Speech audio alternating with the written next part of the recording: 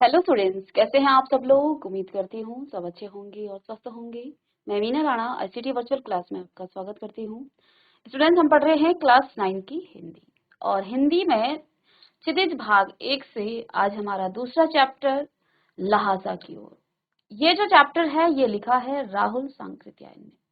तो आइए इनके जीवन परिचय के बारे में और फिर हम इस चैप्टर के बारे में पढ़ते हैं।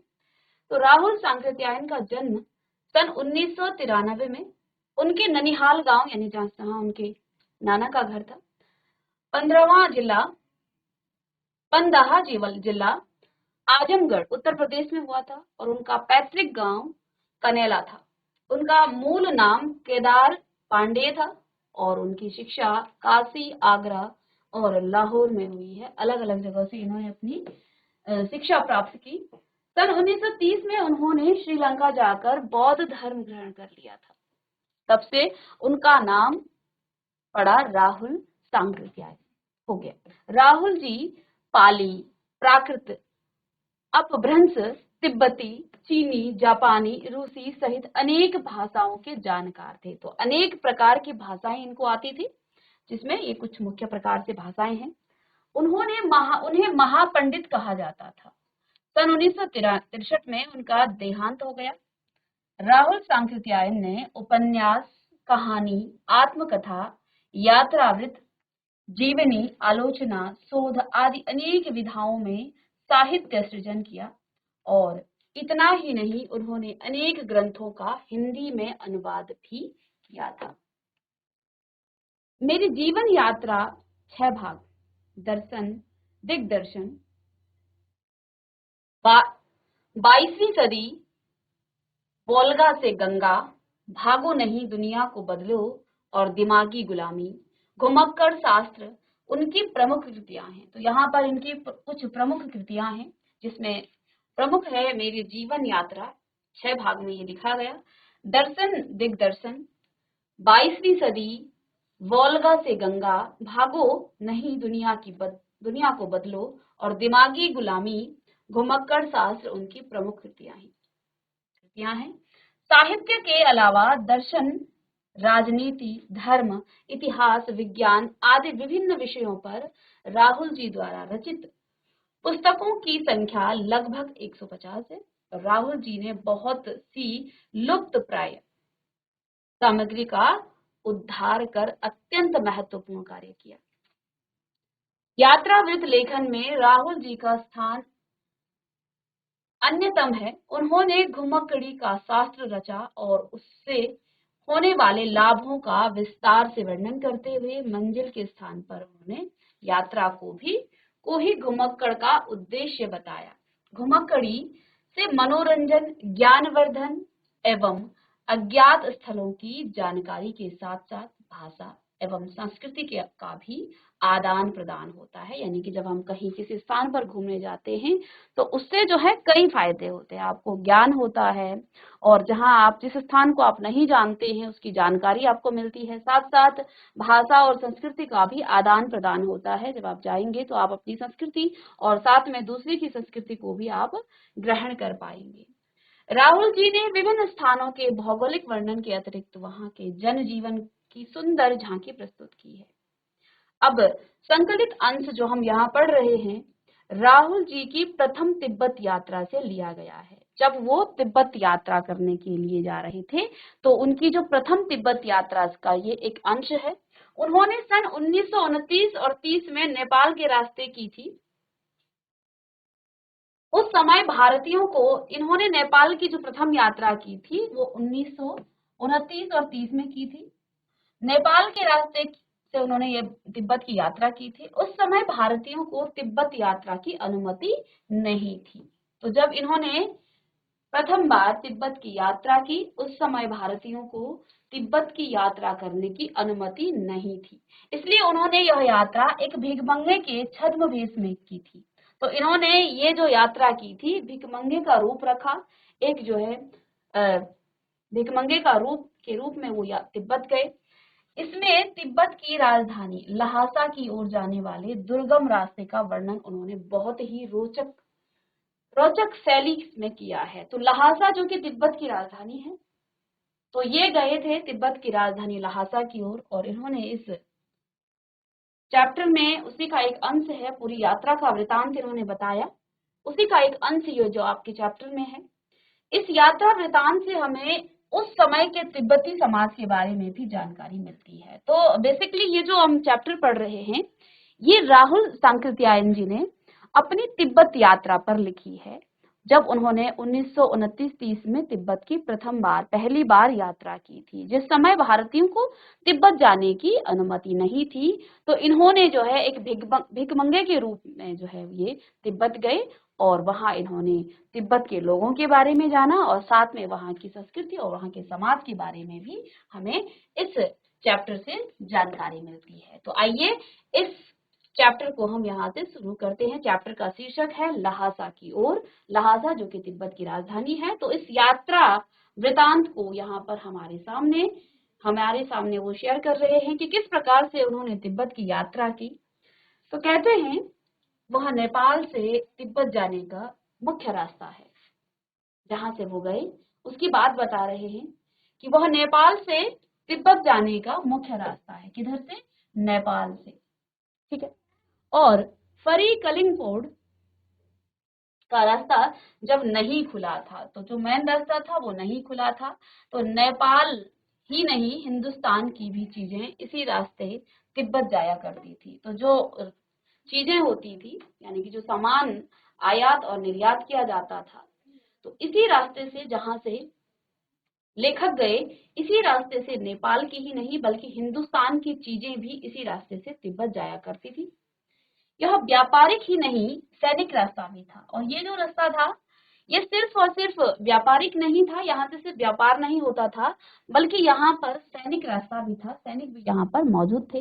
इसलिए जगह जगह पर फौजी चौकियों और किले बने हुए थे। इसलिए इस रास्ते पर जो है जगह जगह पर फौजी जो चौकियां होती हैं, क्योंकि जब फौजियों का वहां पर चौकियां होती थी और किले बने होते थे, जिसमें कभी चीनी पलटन रहा करती थी। और इस रास्ते में पहले चीन की जो पलटन थी, फौज को ही जो है का एक ग्रुप होता है, उसे पलटन कहा जाता है। तो पहले जो है इसमें चीनी पलटन भी रहा करती थी। आजकल बहुत से फौजी मकान गिर चुके हैं। दुर्ग के किसी भाग में जहां किसानों ने अपना बसेरा बना लिया है, वहां घर कुछ आबाद दिखाई पड़ते हैं। ऐसा ही परित्यक्त एक चीनी किला था।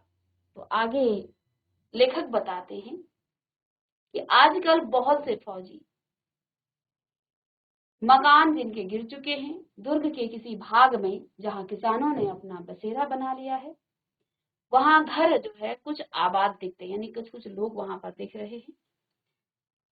और ऐसा ही परित्यक्त यानी जो घर छोड़ दिया गया है, जो बंजर घर होता है जहां पर लोग नहीं रहते हैं अब, जिसका परित्याग कर दिया है, परित्यक्त एक चीनी किला था। हम वहां चाय पीने के लिए ठहरे थे। तो इन्होंने क्या कहा कि हमने वहां जा करके हमने वहां पर चाय पी और वहीं हम ठहरे थे। तिब्बत में यात्रियों के लिए बहुत सी तकलीफें भी हैं। यहाँ लेखक बताते हैं कि तिब्बत यात्रा करने के लिए यात्रियों के लिए बहुत सारी तकलीफें भी हैं और कुछ आराम की बातें भी हैं। तो देखिए यहाँ पर उन्होंने बताया कि जब उन्होंने पहली बार तिब्बत की यात्रा की, तो इसमें कुछ तो परेशानियां हैं, बहुत सारी तकलीफें भी हैं, और इसमें साथ में कुछ जो है इसमें बातें ऐसी भी हैं जो जिन बातों से उनको आराम भी जो है महसूस हुआ। वहां जाति पाति छुआछूत का सवाल ही नहीं है। तो जैसे हमारे देश में पहले ये बहुत ज्यादा था, जाति पाति और छुआछूत का बड़ा प्रचलन था, हालांकि अब जो है इसे बहुत कम कर दिया गया है, लेकिन अभी भी जो है लोगों की सोच कहीं दूरस्थ इलाकों में इस बात से जो है वो अभी भी पीछे नहीं हटे हैं, वो लोग अभी भी इस बात को मानते हैं। लेकिन तिब्बत में ऐसा नहीं था, वहां जाति पाति छुआछूत का सवाल ही नहीं है, और ना औरतें पर्दा करती हैं, क्योंकि यहाँ भारत में तो ये चीजें थी पहले से, तो यहाँ पर्दा प्रथा थी, अब तो ये हट चुकी है लगभग। बहुत निम्न श्रेणी के जो भिखमंगे होते थे, उन लोगों को जो है चोरी के डर से घर के भीतर नहीं आने देते थे। यहाँ पर कोई छुआछूत, कोई जो है जाति पाति का ऐसा कोई यहाँ पर भेद नहीं था, और औरतें यहाँ पर्दा नहीं करती थी। लेकिन जो बहुत निम्न दर्जे के जो भिखमंगे होते थे उनको घर में नहीं घुसने दिया जाता था। नहीं तो आप बिल्कुल घर के भीतर चले जा सकते हैं, क्योंकि उनका घर में आना चोरी की डर था कि कहीं वो लोग जो है चोरी ना कर लें। इस डर के कारण ही उन लोगों को अंदर नहीं आने दिया जाता था। नहीं तो आप किसी के भी घर में जा करके बिल्कुल आप भीतर जा सकते हैं, चाहे आप बिल्कुल अपरिचित हों। तो आप जो है अगर बहुत अपरिचित भी हैं तो आप किसी के भी घर में जा सकते हैं, ऐसा वहां का माहौल था। तब भी घर की बहू या सासू को अपनी झोली में से चाय दे सकते थे।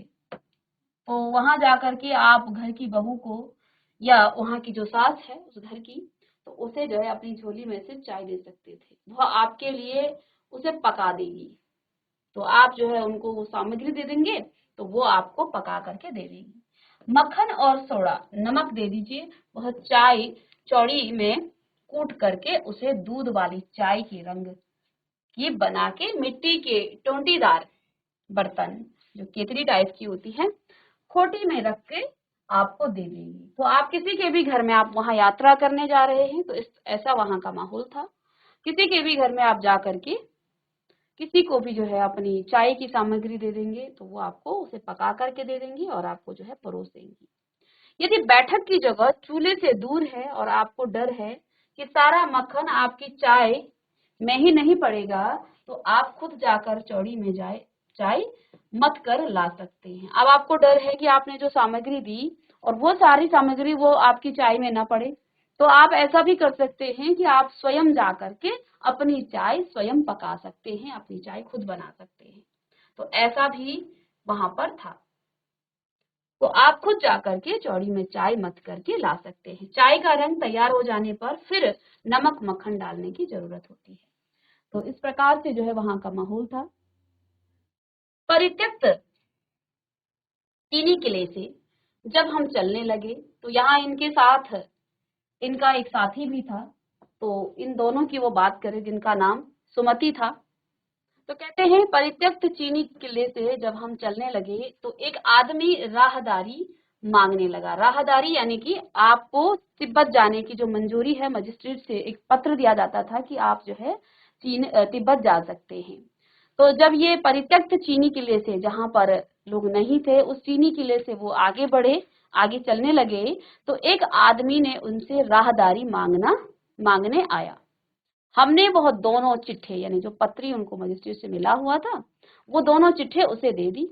शायद उसी दिन हम होंगला के पहले के आखिरी गांव में पहुंच गए। यहाँ भी सुमति के जान पहचान के आदमी थे। अब सुमति जो उनको रास्ते में ही मिला था, जो उनका अब इन दोनों में अच्छी दोस्ती हो गई थी, तो क्या कहते हैं, यहाँ पर भी जो है सुमति की अच्छी जान पहचान थी के आदमी थे और भिखमंगे रहते भी ठहरने के लिए अच्छी जगह मिली। तो यहाँ पर क्योंकि इन्होंने भिखमंगे का भेष धारण किया था, इसलिए भिखमंगे होने के बावजूद भी इनको जो है रहने के लिए अच्छी जगह मिल गई। क्योंकि अब आपके साथ कोई जान पहचान वाला ऐसा आदमी है जिसकी पहले से वहां जान पहचान है, तो वो अपनी जान पहचान के से जो है आपको भी अच्छी जगह पे वहां रहने के लिए इसकी व्यवस्था भी हो गई थी।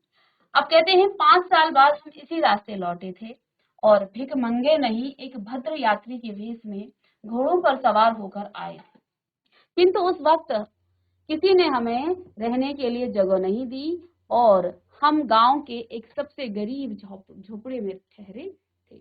बहुत कुछ लोगों की उस वक्त की मनोवृत्ति पर भी निर्भर करती है। अब यहाँ पर क्या कहते हैं, हम 5 साल बाद फिर इसी रास्ते से लौटे थे, लेकिन भिखमंगे, इस समय वो भिखमंगे नहीं थे, एक भद्र यात्री यानी एक अच्छी वेशभूषा में वो आए थे। यात्री के भेष में घोड़ों पर सवार होकर के आए थे। किंतु उस समय देखिए, उस समय इनको यहाँ पर अच्छी जगह नहीं मिली रहने के लिए, जबकि इससे पहले 5 साल पहले जब ये आए थे भिखमंगों की भेष में, तो उस समय इनकी अच्छी व्यवस्था हो गई थी। कहते हैं ये शायद जो है यहाँ के लोगों की मनोवृत्ति पर निर्भर करता है। क्या पता उस समय का माहौल कुछ और हो और अभी जो है माहौल कुछ और हो। तो ये लोगों की उस वक्त की मनोवृत्ति पर निर्भर करता है। खासकर शाम के वक्त ठंग पीकर बहुत कम होश हवास को दुरुस्त रहते थे, यानी कि वो शराब वगैरह पी करके जो है होश में नहीं रहते थे। अब हमें सबसे विकट डांडा होंगला पार करना था। डांडे तिब्बत में सबसे खतरे की जगह थी। अब आगे यहाँ से चले, कहते हैं अब हमें जो है यहाँ से आगे जो सबसे विकट जो है डांडा था, डांडा थोंगला पार करना था। डांडे तिब्बत में सबसे खतरे की जगह है। 16-17 फीट 1000 फीट की ऊंचाई होने के कारण उनके दोनों तरफ मीलों तक कोई गांव गिराव नहीं होते हैं। तो अब यहाँ पर जो है तिब्बत में जब इनकी यात्रा आगे शुरू होती है तो ये जो है कहते हैं कि अब इनको जो है फोंगला पार करना था। तो ये जो है सबसे खतरनाक जगह थी, जो कि लगभग 16 और 17,000 फीट की ऊंचाई होने के कारण उनके दोनों तरफ जो है मीलों तक कोई गांव गिराव नहीं होते थे। तो यहाँ पर कोई भी बसेरा नहीं था, लोग नहीं थे। नदियों के मोड़ और पहाड़ों के कोनों के कारण बहुत दूर तक आदमी को देखा नहीं जा सकता था। यहाँ पर कोई भी लोग नहीं थे और इसके कारण यहाँ पर डाकुओं के लिए ये सबसे अच्छी जगह है, क्योंकि यहाँ पर कोई लोग नहीं है, गांव नहीं है, लोग दूर से नहीं दिखते हैं। तो यहाँ डाकुओं के लिए ये सबसे अच्छी जगह है, क्योंकि डाकुओं का काम होता है लूटना।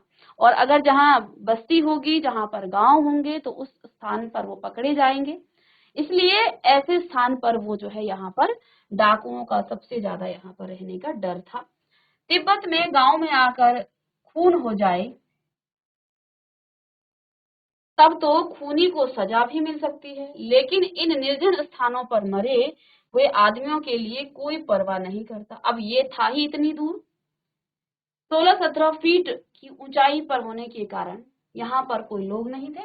इसलिए अगर तिब्बत में आकर, गांव में आकर कोई खून हो जाए तब तो खूनी को सजा भी मिले, लेकिन इस निर्जन स्थान पर मरे हुए आदमियों के लिए कोई परवाह नहीं करता, क्योंकि अगर इस स्थान पर कोई मर भी जाए तो कोई नहीं पूछता।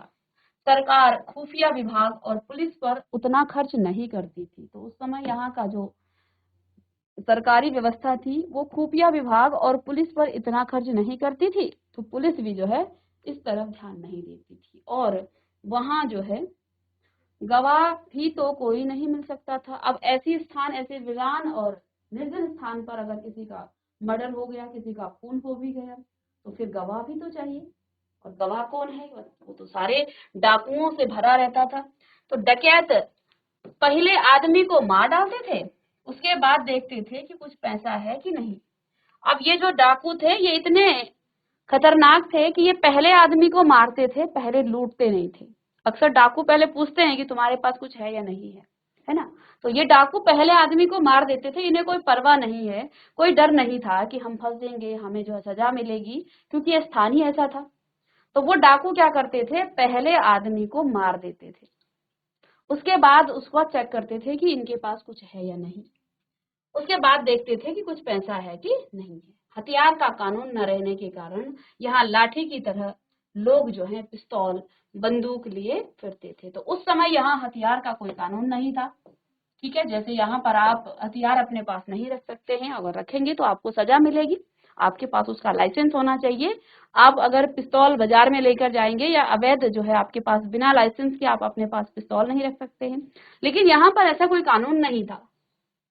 हथियार का कानून न रहने के कारण यहाँ लाठी की तरह लोग जो हैं पिस्तौल, बंदूक लिए फिरते थे। तो लोगों को क्या था, और लोग तो छोड़ो, ये तो डकैत थे, तो ये तो आम जो है लाठी की तरह अपने पास पिस्तौल और बंदूक लिए फिरते थे। डाकू यदि जान से न मारे तो खुद उसे अपने प्राणों का खतरा है।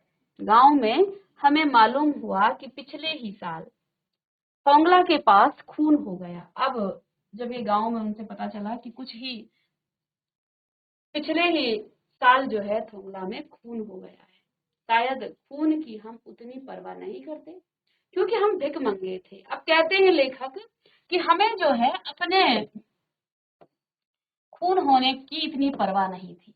क्यों? क्योंकि डाकू उसे ही लूटेंगे जिससे उनको उम्मीद होगी कि इनके पास कुछ पैसा वगैरह या कुछ है। अब वो खुद ही भिखमंगों के भेष में थे, तो उनको इतना डर नहीं था। तो उन्होंने क्या कहा, लेखक ने बताया कि शायद खून की हमें उतनी परवाह नहीं, हम जो है उतनी परवाह नहीं करते, क्योंकि हम भिख मंगे थे। तो उस समय वो भिख मंगे के भेष में थे, तो इन्हें खून होने के इतने जो है इतना परवाह नहीं थी, इतनी डर नहीं थी। और जहां कहीं वैसी सूरत देखते टोपी उतार जीव निकाल और कुची कुची दया दया 1 पैसा कहते भीख मांगने लगते। और जहां उनको लगता कि कोई डाकू आ गया तो वो भिखारियों की तरह जो है हरकतें करने लग जाते। क्या कहते? कुची कुची दया दया 1 पैसा कहते भी और भीख मांगने लग जाते। तो वो क्या कहते थे? दया करो भाई, हमें 1-1 पैसा करके, जैसे भिखारी आपने देखे होंगे भीख मांगते रहते हैं। तो ऐसी हरकतें लेखक और उनका साथी वो करने लग जाते थे। लेकिन पहाड़ की ऊंची चढ़ाई थी, पीठ पर सामान लाद कर कैसे चलते। और अगला पड़ाव 16-17 मील से कम नहीं था। मैंने सुमति से कहा कि यहाँ से लंकोर तक के लिए 2 घोड़े कर लो, सामान भी रख लेंगे और चढ़े चलेंगे। तो अब सुमति जो कि इनका साथी था इस यात्रा में, तो कहते हैं आगे का जो पड़ाव था वो और ज्यादा कठिन था, 16-17 मील से कम नहीं था। तो लेखक ने अब सुमति अपने मित्र से कहा कि यहाँ से जो है लंकोर तक के लिए 2 घोड़े कर लो, सामान भी रख लेंगे और चढ़े चलेंगे, उन घोड़ों में चढ़ करके हम भी चल लेंगे। दूसरे दिन हम घोड़ों पर सवार होकर ऊपर की ओर चले और दाने से पहले एक जगह चाय पी और दोपहर के वक्त जो है दाने के ऊपर जा पहुंचे। हम समुद्र तल से लगभग 17-18 हजार फीट ऊंचे खड़े थे। हमारी दक्षिण तरफ पूरब से, दक्षिण यहाँ दक्षिण को कहा है, दक्षिण तरफ पूरब से पश्चिम की ओर हिमालय के हजारों श्वेत शिखर चले गए थे। भीटे की ओर दिखने वाले पहाड़ बिल्कुल नंगे थे, न वहां बर्फ की सफेदी थी न किसी तरह की हरियाली थी। उत्तर की तरफ बहुत कम बर्फ वाली चोटियां दिखाई पड़ती थी। सर्वोच्च स्थान पर डाणे के देवता का स्थान था, जो पत्थरों के ढेर, जानवरों की सींगों और रंग बिरंगे कपड़ों की झंडियों से सजाया गया था। जब ये उस शिखर पर पहुंचे तो वहां का जो नजारा था वो कुछ इस तरह से था। कहते हैं कि जो पहाड़ थे ये बिल्कुल नंगे थे, ठीक है, इनमें कोई पेड़ पौधे नहीं थे और ना ही वहां बर्फ की सफेदी थी, न किसी तरह की हरियाली थी। उत्तर की तरफ बहुत कम बर्फ वाली चोटियां दिखाई पड़ती थी और उत्तर की तरफ कहीं कहीं जो है बहुत कम बर्फ की चोटियां इनको दिखाई पड़ती थी। सर्वोच्च स्थान पर डाणे के देवता का स्थान था, जो पत्थरों के ढेर, अब ये जो यहाँ के देवता का स्थान था वो पत्थरों के ढेर, जानवरों की सींगों और रंग बिरंगे कपड़े की जो झंडियां हैं उससे सजाया गया था। अब हमें बराबर उतराई पर चलना था। अब अभी तक तो वो चढ़ाई पर चढ़ रहे थे, अब इनको उतराई करनी थी, नीचे आना था। चढ़ाई तो कुछ दूर थोड़ी मुश्किल थी, लेकिन उतराई बिल्कुल नहीं। अब देखो चढ़ाई तो उनके लिए मुश्किल थी, चढ़ाई में तो सभी को दिक्कतें आती हैं, लेकिन उतराई में इतनी दिक्कतें नहीं आती हैं, लेकिन उतराई बिल्कुल नहीं। शायद 2-1 और सवार जो है साथी हमारे साथ चल रहे थे। तो कहते हैं हमारे साथ जो है चढ़ाई चढ़ने के बाद जब उतराई वो कर रहे थे तो कुछ लोग और जो है उनके साथ चल रहे थे। मेरा घोड़ा कुछ धीमे चलने लगा। मैंने समझा कि चढ़ाई की थकावट के कारण ऐसा कर रहा है और उसे मारना नहीं चाहता था। तो लेखक ने बताया अब जो है जब वो नीचे उतरे तो उनका घोड़ा कुछ धीरे चलने लग गया। मैंने समझा कि चढ़ाई की थकावट के कारण ऐसा कर रहा है। तो लेखक को लगा कि घोड़ा बहुत ऊपर आया है चढ़ करके और शायद इसे थकान लग गई है, इसलिए अब ये उतराई में कम चल रहा है थकावट के कारण, और उसे मारना नहीं चाहता था। और कहते मैं उसे मारना नहीं चाहता था क्योंकि वो भी थका हुआ था। धीरे धीरे वो बहुत पिछड़ गया। अब इनका घोड़ा जो है धीरे धीरे बहुत ज्यादा पिछड़ गया, क्योंकि अब इनके साथ और लोग भी चल रहे थे। अब आगे देखिए, और मैं जो हूँ 2 क्विन वक्स्तों की जगह अपने घोड़े पर झूमता हुआ चला जा रहा था। जान नहीं पड़ता था कि घोड़ा आगे जा रहा है या पीछे, यानी कि इतना धीमा जो है इनका घोड़ा पड़ गया था। जब मैं जोर देने लगता तो वह और जो है सुस्त पड़ जाता। एक जगह दो रास्ते फूट रहे थे। अब क्या हुआ, क्योंकि ये पीछे छूट गए थे, आगे जाकर के एक जगह दो रास्ते जा रहे थे। अब क्योंकि उनके जो साथी थे वो आगे निकल गए थे, अब इनको पता ही नहीं चला कि किस रास्ते से जाना है। तो मैं बाई का रास्ता ले मील डेढ़ मील चला गया। इन्होंने बाई का रास्ता पकड़ा और वहां से वो लगभग 1.5 मील आगे चले गए। आगे एक घर में पूछने से पता चला कि लंकोर का रास्ता दाहिने वाला था। अब आगे एक घर पड़ा 1.5 मील के बाद, और उन्होंने पूछा तो वहां से पता चला कि जो जहाँ लंकोर में इनको जाना है वो तो दाहिने वाला रास्ता था। फिर लौटकर उसी को पकड़ा। 4-5 बजे के करीब मैं गांव से मील भर पर था, तो सुमति जो है इंतजार करते हुए मिली। तो इनके जो साथी थे सुमति, अब जब ये दाहिने रास्ते की तरफ गए तो फिर गांव से ये जो है मील भर पर था। कहते 4-5 बजे के करीब मैं गांव से मील भर पर था, यानी 1 मील दूर था। तो सुमति जो है इनका इंतजार कर रहा था। आगे ये कहते हैं, मंगोलों का मुंह वैसे ही लाल होता है और अब तो वह पूरे गुस्से में थे। अब ये मंगोल थे, तो सुमति जो है इनसे बहुत गुस्से में था। उन्होंने कहा, मैंने 2 टोकरी कंडे फू डाले, 3-3 बार जो है चाय को गर्म किया। मैंने बहुत नरमी से जवाब दिया, लेकिन मेरा कसूर नहीं है मित्र, देख नहीं रहे हो कैसा घोड़ा मुझे मिला है। तो अब जो है लेखक ने कहा कि मित्र मेरा कसूर नहीं है, ये कसूर है घोड़े का। कहते हैं, देख नहीं रहे हो कैसा घोड़ा मिला है, मैं तो रात तक पहुंचने की उम्मीद रखता था। खैर, सुमति को जितनी जल्दी गुस्सा आता था उतनी ही जल्दी वो ठंडा भी हो जाता था। इधर जो है सुमति जो है गुस्सा तो किया, लेकिन फिर लेखक की बातें सुन करके वो अपने गुस्से को काबू में उसने किया। उतनी ही जल्दी वो ठंडा भी हो जाता था और लंकोर में वह एक अच्छी जगह पर हम जो है ठहरे थे। यहाँ भी उसके अच्छे यजमान थे। पहले चाय सत्तू खाया गया और रात को गर्मा गर्म थुक्का मिला। तो इधर जब ये पहुंचे तो यहाँ पर सुमति जो कि इनके साथ इनके मित्र बन गए थे, तो यहाँ पर इनकी भी जो अच्छी खासी जो है यजमान थे इनके, तो इसलिए इनकी जान पहचान के कारण यहाँ पर भी इनकी अच्छी व्यवस्था हुई। अब हम टिगरी के विशाल मैदान में थे, जो पहाड़ों से घिरा टापू सा मालूम होता था, जिसमें दूर एक छोटी सी पहाड़ी मैदान के भीतर दिखाई पड़ती थी। उसी पहाड़ी का नाम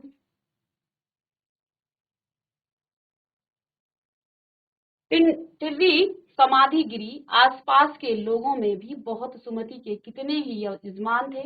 कपड़े की पतली पतली चिरी बत्तियों के गंडे खत्म नहीं हो सकते थे, क्योंकि बोध गया से लाए गए कपड़े के खत्म हो जाने पर किसी कपड़े से बोध गया का गंडा बना लेते थे। वह अपने यजमानों के पास जाना चाहते थे। मैंने सोचा यह तो हफ्ता भर उधर ही लगा देंगे। मैंने उनसे कहा कि जिस गांव में ठहरना हो उसमें भले ही गंडे बांट दो, मगर आसपास के गांव में मत जाओ। इसके लिए मैं तुम्हें लहासा पहुंचकर रुपये दे दूंगा। तो इधर जो है सुमति जो कि इनका मित्र था, उसके बहुत सारे जान पहचान के थे, तो इन्होंने क्या कहा कि अब तुम जो है इधर उधर के गांव में मत जाओ, इसके लिए लहासा पहुंचकर भले ही मैं तुम्हें क्या दे दूंगा, मैं तुम्हें रुपये दे दूंगा। सुमति ने स्वीकार किया। दूसरे दिन हमने भरिया ढूंढने की कोशिश की, लेकिन कोई ना मिला। सवेरे ही चल दिए होते तो अच्छा था, लेकिन अब 10-11 बजे की तेज धूप में चलना पड़ रहा था। तिब्बत की धूप भी बहुत कड़ी मालूम होती है। यद्यपि थोड़े से भी मोटे कपड़े से सिर को ढांक लें तो गर्मी जो है खत्म हो जाती। आप 2 बजे सूरज की ओर जो है मुंह करके चल रहे हैं। ललाट धूप से जल रहा है और पीछे की का जो कंधा है वो जो है बर्फ हो रहा है। फिर हमने पीठ पर अपनी अपनी चीजें ला दी और डंडा हाथ में लिए।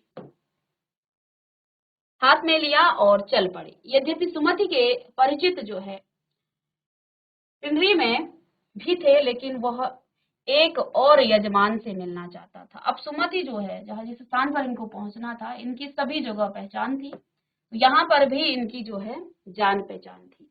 ठीक है, इसलिए आदमी मिलने का बहाना कर सेकर विहार की ओर चलने के लिए कहा। तिब्बत की जमीन बहुत अधिक छोटे छोटे जागीरदारों में बटी हुई थी।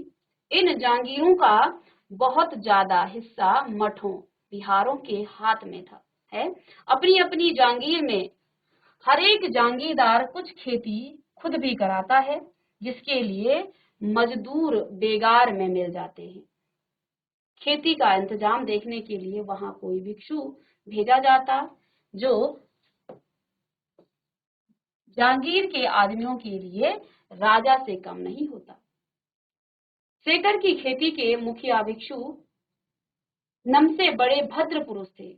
वे बहुत प्रेम से मिले, हालांकि उस वक्त मेरा भेष जो है ऐसा नहीं था, क्योंकि ये तो भिखमंगों के भेष में थे। ठीक है, तो कहते हैं उस समय मेरा भेष ऐसा नहीं था कि उन्हें कुछ ख्याल करना चाहिए था।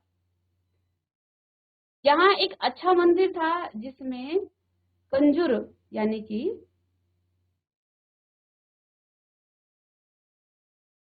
कंजूर आपका क्या हो जाता है, बुद्ध वचन अनुवाद है इसका, और हस्तलिखित है। ये 103 पोथियां इसमें रखी हुई थी। मेरा आसन ही वहीं लगा। वह बड़े मोटे कागज पर अच्छे अक्षरों में लिखी हुई थी। एक एक पोथी 15-15 शेर से कम नहीं रही होगी। सुमति ने फिर आसपास अपने यजमानों के पास जाने के बारे में पूछा। मैं अब पुस्तकों के भीतर था, यानी पुस्तक पढ़ रहा था, इसलिए मैंने उन्हें जाने के लिए कह दिया। दूसरे दिन वह गए। मैंने समझा 2-3 दिन लगेंगे, लेकिन वह उसी दिन दोपहर बाद चले आए। अब ये उस गांव में पहुंच गए जहां ये जाना चाहते थे। वहां से बहुत दूर नहीं था। हमने अपना अपना सामान पीठ पर उठाया और भिक्षु नमसे से विदाई लेकर चल पड़े। ठीक है, तो ये था हमारा लहासा की ओर। और ये जो है इन्होंने अपनी जो यात्रा है, तिब्बत की यात्रा, उस यात्रा का एक अंश है जिसमें इन्होंने अपनी यात्रा वृतांत के बारे में बताया कि किस प्रकार से ये तिब्बत पहुंचे और किन किन कठिनाइयों का इनको सामना करना पड़ा। ठीक है, नेक्स्ट क्लास में हम इस चैप्टर के सारांश और इसमें जो कठिन शब्द आए हैं उनका अर्थ और शब्दार्थ लेकर आएंगे। ठीक है, तो आप इसके जो कठिन शब्द हैं उनको नोट करके रखेंगे, और नेक्स्ट क्लास में हम इसके प्रश्न उत्तर और फिर इसके शब्दार्थ लिखेंगे। तो मिलते हैं नेक्स्ट लेक्चर में, तब तक के लिए थैंक यू।